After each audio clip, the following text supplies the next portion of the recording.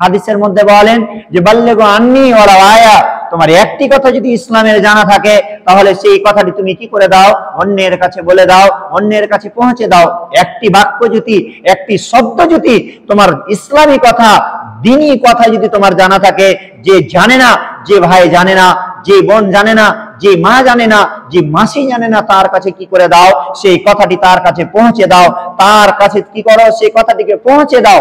তাহলে আমরা জানি বাল্লিগু আন্নি ওয়ালাউ আয়া, আমার একটি কথা জানা যদি থাকে, অন্যের কাছে কি করতে হবে, সেই কথাটি পৌঁছে দিতে হবে।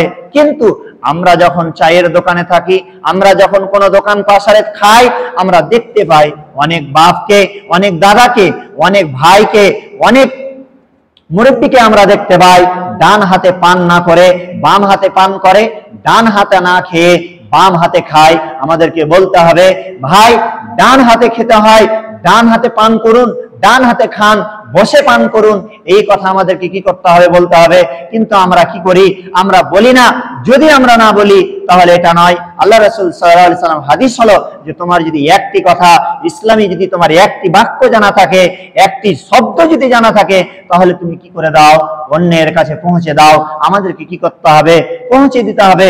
পৌঁছে দিতে গেলে, হক কথা বলতে গেলে অনেক রকম বাধা, অনেক রকম বিভ্রান্ত আসবে। সমস্ত বাধার উপরে, বিভ্রান্তর উপরে কি করতে হবে, অটল থাকতে হবে। কেননা আল্লাহ তাবারাক ওয়া তাআলা আমাকে আপনাকে জানিয়েছেন, আমি জানি। সেই জানা কথাটা যদি আমি না বলে দিই, তাহলে আমাকে না জানার পরে যদি আমি না বলে থাকি, তাহলে এই কথাটা আমাকে কি করতে হবে, কিয়ামতের দিন হিসাব দিতে হবে আমি না বলার কারণে। যে আমি জানছিলাম, আমি জানি একজন ব্যক্তি যদি সালাত কায়েম না করে তাহলে তার শাস্তি কি হবে, সেই কথাটা সেই ভাইয়ের কাছে আমাকে কি করতে হবে, পৌঁছে দিতে হবে।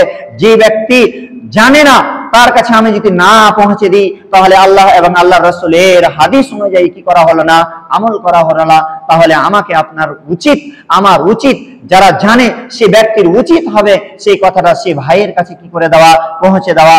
সে যদি না পৌঁছায় তাহলে সে কিয়ামতের দিন দায়িত্বশীল, তাকে দায়িত্ব হিসাবে যখন আল্লাহ তাবারাক ওয়া তাআলা জিজ্ঞেস করবেন, সে কি হয়ে যাবে, কামিয়াবি হবে না, সে না কামিয়াব থেকে যাবে।